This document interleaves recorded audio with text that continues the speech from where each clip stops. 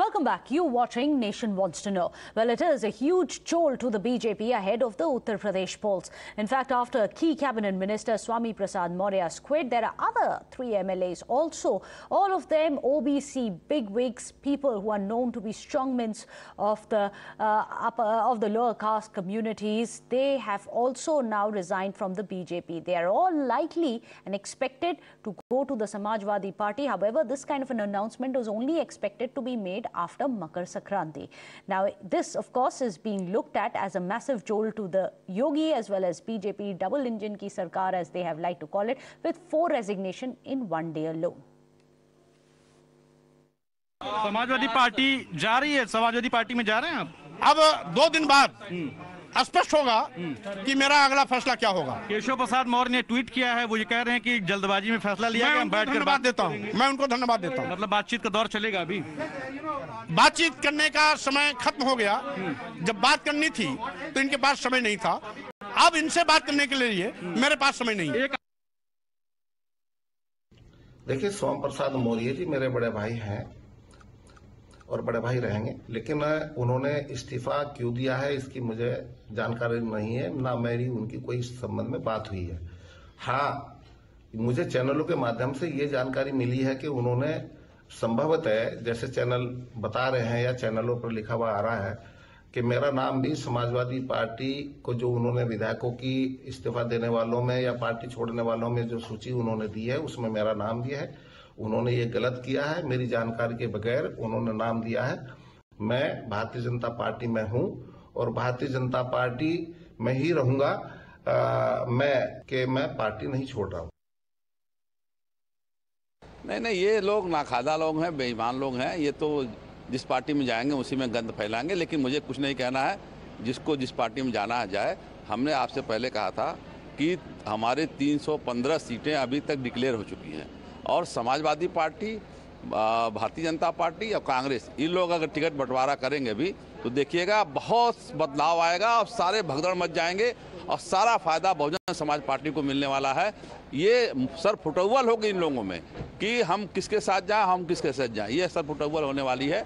तो आप चिंता ना करिए, बहुजन समाज पार्टी पूर्ण बहुमत सरकार बनने जा रही है। In the midst of it, of course, BSP has claimed that they are going to be the ones forming a government. Let me go across to Tuhin Sinha, spokesperson of the BJP here on the show. Varun Shankar joins us, the Samajwadi Party spokesperson. Tuhin, if I can come to you first. Pehle to Kisan khafa the, and now the OBC faces are now leading 4 big resignations in one day. Why? देखिए, चुनाव के पहले लोगों का party छोड़ना जो है बहुत स्वाभाविक है, सबको आजादी है। लेकिन अगर कोई व्यक्ति 5 साल मंत्री रहने के बाद उसको याद आता है कि कुछ लोग नाराज हैं पार्टी से इसलिए वो छोड़ रहा है, तो उसकी विश्वसनीयता पर, उसकी क्रेडिबिलिटी पर बहुत बड़ा सवाल उठता है। और ये व्यक्ति जिन्होंने छोड़ा है, इनकी बेटी अभी सांसद हैं भारतीय जनता पार्टी से ही, तो इनको खुद बहुत सारी चीजों का जवाब देना पड़ेगा। जब ये कहते हैं कि लोग नाखुश हैं, ये नाखुश हो सकते हैं, इसके क्या कारण हो सकते हैं वो मुझे नहीं पता। लेकिन एक बात मैं बता दूं, Bharatiya Janata party performance appraisal के आधार पर टिकट बांटती है, तो लगभग एक पैटर्न बना है कि 1/3 लोग बदले जाते हैं। तो हो सकता है कि इनको आशंका हो कि इन्होंने काम नहीं किया हो ठीक से, तो हो सकता है इनको वो डर सता रहा हो कि शायद टिकट ना मिले। लेकिन मुझे नहीं लगता है कि पार्टी से कोई नाराजगी है। आपने देखा है सभाओं में पिछले 1 महीने में कितनी बड़ी भीड़ आई थी और आज बड़ी संख्या में लोग भारतीय, मगर उन्होंने तो बोला है कि दलित पिछड़े सारे इग्नोर हो रहे हैं, इसलिए वो छोड़ के जा रहे हैं। उन्होंने तो एक्सप्लिसिटली बोला है अपने रीजंस। हमारे मौर्य साहब, केशव प्रसाद मौर्य तो ये नहीं कह रहे हैं, और केशव प्रसाद मौर्य से बड़े नेता तो नहीं है ना ये मौर्य जी।